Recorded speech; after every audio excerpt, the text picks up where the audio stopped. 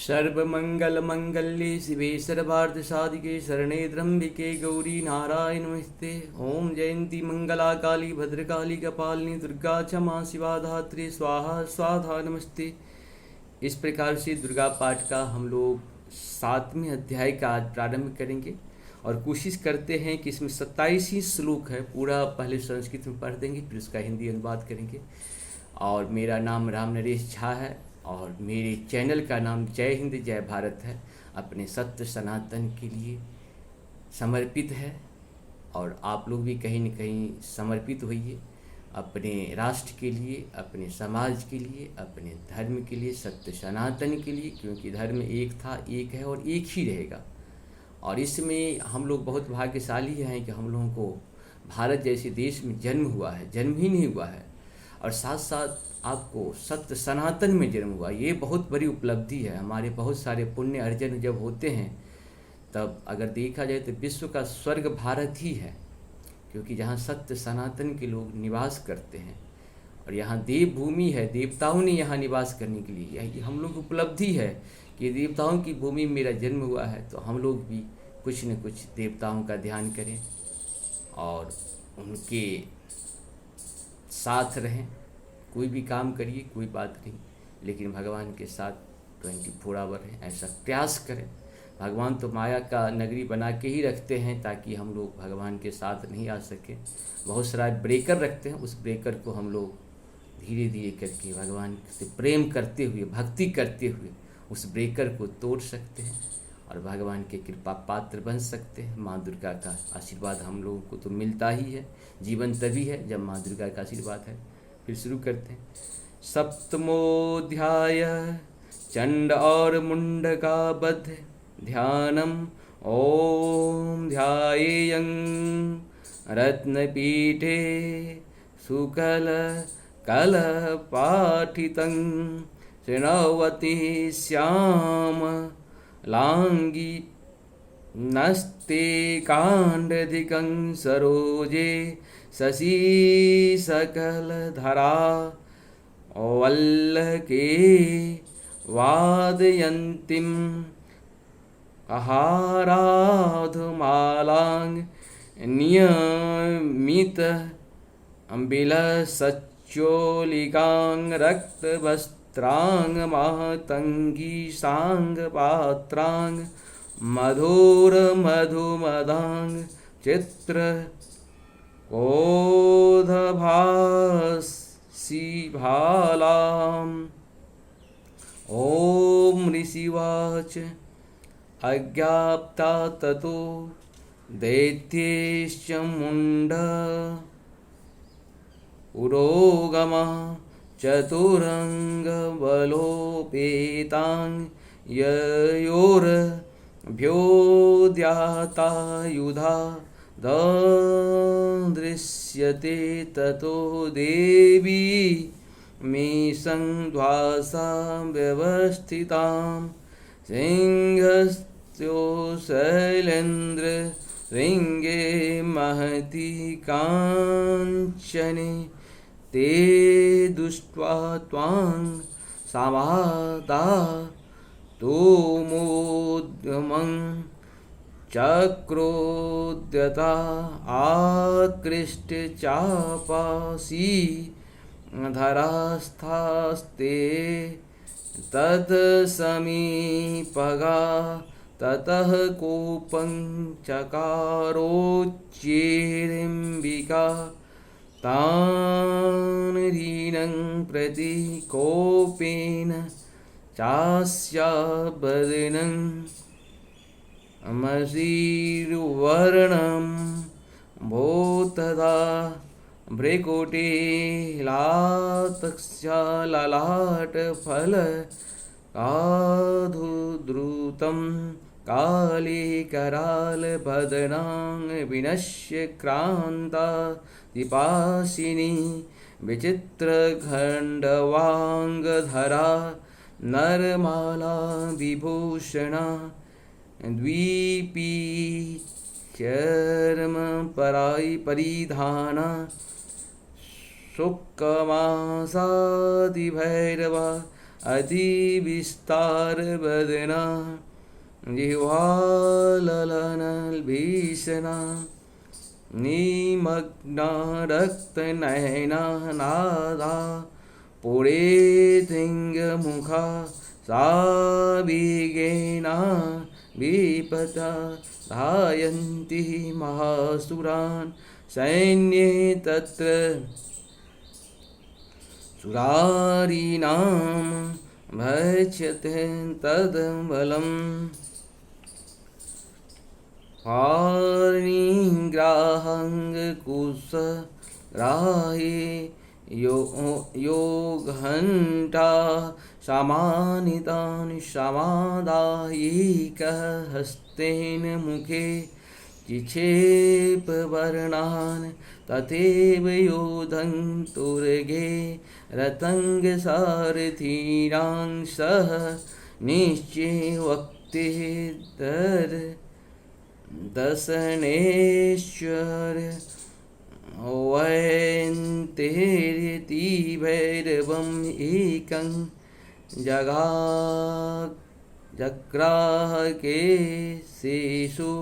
ग्रवायामाथ चापरं पादेनाक्रम्य चैवान्यमूर्षान्य मम पोथयत् तैर्मुक्तानि च शस्त्राणि महाशस्त्राणि तथा सुरे मुखेन जग्राहरुषा दर्शने मिथ्यानिपि बलिनां त्वं बलं सर्वं सुराणां दुरात्मनां मामरदा अवच्छयच्चान्यान्यास्य चाताण्ड यक्तथा असीनां निहतां केचित् घटवाङ्गता अडिता जङ्गोर्विनाशं सुरा तदन्ताग्राभिहतास्तदा क्षणेन तद् बलं सर्वं सुराणां निपातितं दृष्ट्वा चण्डभिः दृष्ट्वा त्वं काले मतिभीषिणां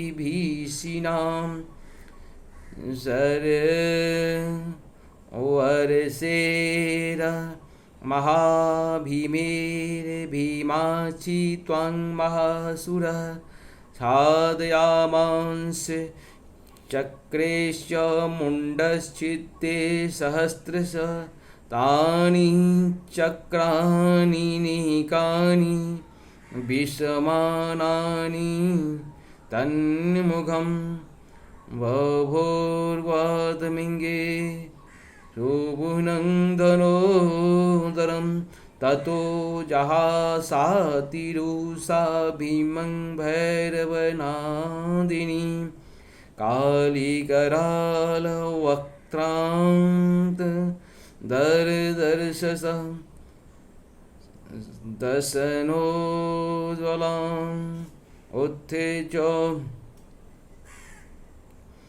महासिंहं देवी चण्डमधावत घृत्वा चास्य केशेषु शिरस्तेनाशिनाशित अथङ्मुण्डोऽभ्योधावतान् दृष्ट्वा चण्डं निपातितं तमप्यापातं दभ्रूमोऽस्वा खण्डगगाभिहतं रुषा हतशेषं ततः सैन्यं दृष्ट्वा चण्डं निपातितं मुण्डं च सुमहाब्रिय दिशो भेजे भयातुरं शिरश्चण्डस्य काली च घृत्वा मुण्डमेव च प्राह प्रचंडा हासमश्रम भेयते चंडिकां मया तवात्रो वहतो चंडमुंडो महापशु युद्धयज्ञे स्वयं शुंभ निशुंभ च हनिष्यसि ऋषिवाच तावानीतो ततो दुष्ट्वा चंडमुंडो महासुरो उवाच काले कल्याणी ललितं चंडिका वचः यस्मा चाण्डलं च मुण्डं च घृत्वा त्वमुपागता चामुण्डेति ततो लोके ख्याता देवी भविष्यसि। ओमिति श्रीमार्कण्डे पुराणे सर्वाणिके मनमंतर देवी महात्म्य चंडमुंड वधो नाम सप्तोऽध्याय। उवाच दुश्लोका 25 एवं 27 एवं आदित 439। इस प्रकार से हम लोग संस्कृत में पूर्ण किए। अब हिंदी में पढ़ेंगे। देखिए, आप कितना भी अच्छे काम करिए, भगवान की स्तुति हम लोग नहीं कर सकते, क्योंकि परम शक्ति है। परम शक्ति में जब तक पूर्ण रूप से डूबेंगे नहीं, तब तक उनकी शक्ति कर ही नहीं पाएंगे। क्योंकि भगवान जिनसे जो चाहते हैं वो तो कराते ही रहते हैं। भगवान हमेशा कहते हैं कि हम आपके अच्छे कार्य में तो साथ हैं, लेकिन बुरे कार्य में साथ नहीं। बुरे कार्य जब भी होता है मन से होता है, अच्छे कार्य जब भी होता है आत्मा से होता है। एक ही शरीर है, इसमें मन भी है, आत्मा है। हम लोग हमेशा आत्मा की बात करें, क्योंकि आत्मा ही परमात्मा की तरफ जाता है। आत्मा हमारा अमर है, क्योंकि शरीर तो हमें बार बार मिल सकता है, लेकिन आत्मा बार बार नहीं मिलेगा। जिस हिसाब से हम समझते हैं कि एक हवाई जहाज़ में ब्लैक बॉक्स होता है, जो उसकी सारी कृति को या सारे रिकॉर्ड्स को रखता है। जब कोई प्लेन क्रैश कर जाता है तो वो ब्लैक बॉक्स को ही देख करके, उससे जांच करके पता किया जाता है कि आखिर प्लेन क्यों क्रैश हुआ। ठीक उसी प्रकार ये शरीर जो है, शरीर का ब्लैक बॉक्स कहिए तो वो सिर्फ आत्मा है, और आत्मा अमर है, उसका कभी नाश नहीं हो सकता है। वो सत्य है, सनातन के साथ है और रहेगा भी। हम लोग कोशिश करेंगे जब शरीर मिला है, क्योंकि बार बार मनुष्य का शरीर नहीं मिलेगा, बहुत तपस्या के बाद हम लोग ये शरीर मिला है, इसका ज़्यादा से ज़्यादा सत्य सनातन के लिए, अपने धर्म के लिए कार्य करें और भगवान के साथ हमेशा रहें। मैं मातंगी देवी का ध्यान करता हूँ, वे रत्नमय सिंहासन पर बैठकर पढ़ते हुए तोते का मधुर शब्द सुन रही हैं। उनके शरीर का वर्ण श्याम है, वे अपना एक पैर कमल पर रखे हुए हैं और मस्तक पर अर्धचंद्र धारण करती हैं तथा वहार पुष्पों की माला धारण किए बीना बजाती हैं।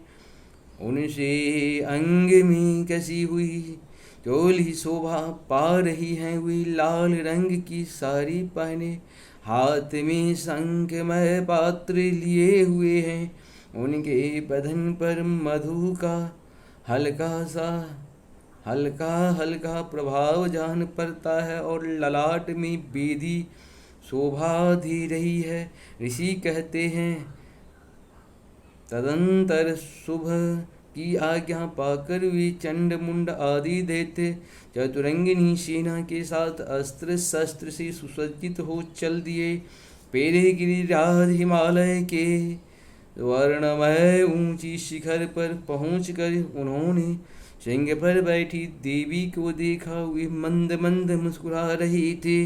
उन्हें देखकर दैत्य लोग तत्परता से पकड़ने का उद्योग करने लगे। किसी ने धनुष तान लिया, किसी ने तलवार संभाल ली और कुछ लोग देवी के पास आकर खड़े हो गए। तब अंबिका ने उन शत्रुओं के प्रति बड़ा क्रोध किया।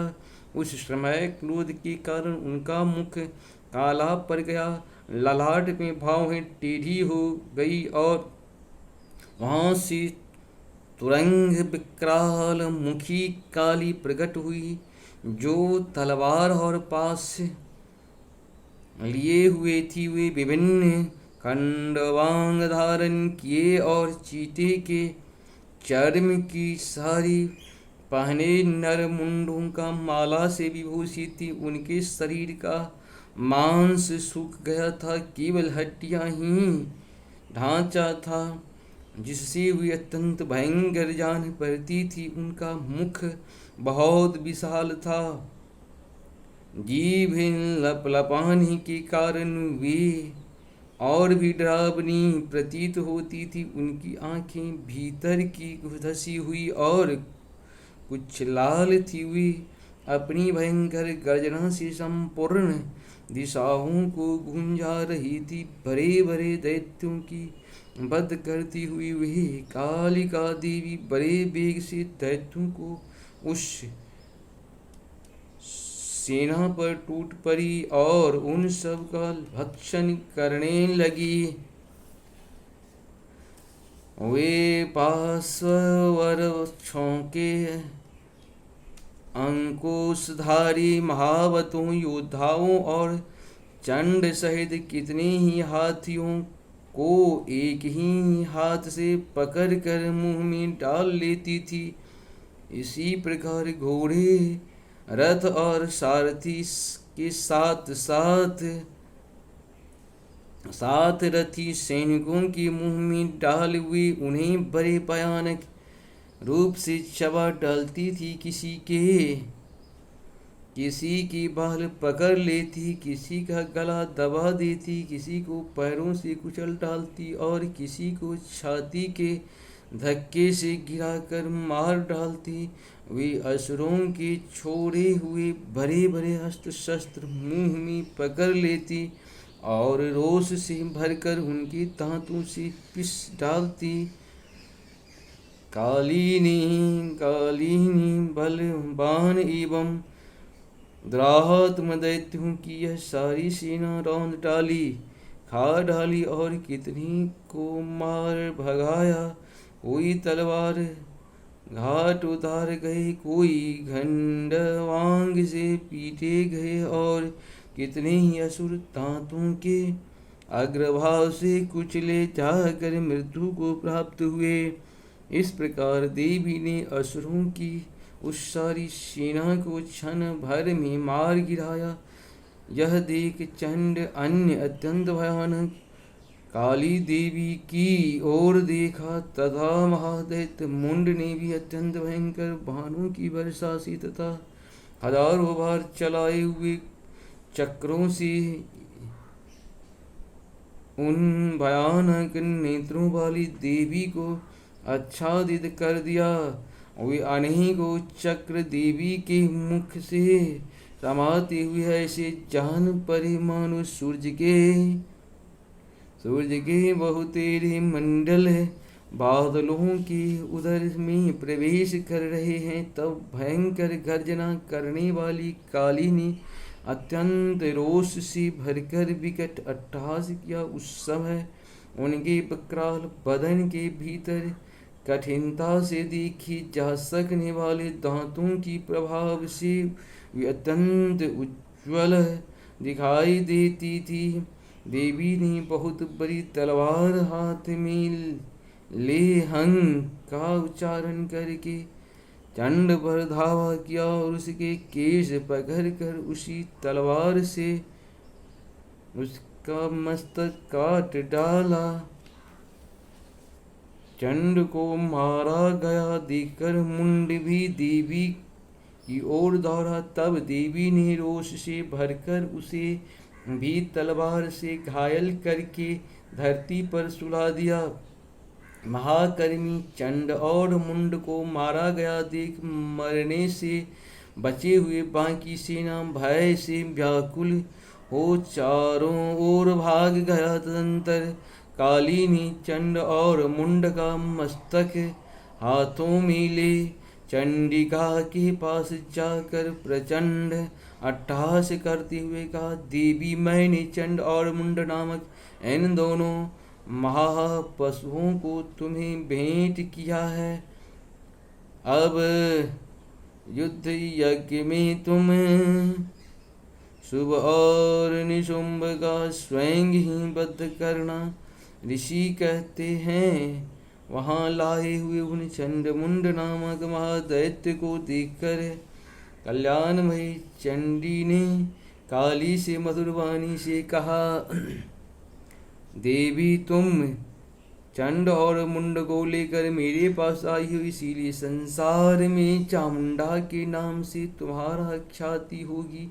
इस प्रकार श्री मार्कंडेय पुराण में सर्वाणी मनंतर कथा अंतर्गत देवी महात्म्य में चंड मुंड वध नामक 7वां अध्याय पूर्ण हुआ। इस प्रकार से हम लोग का ये पूर्ण होता है। नमस्कार, चैनल को सब्सक्राइब जरूर करें।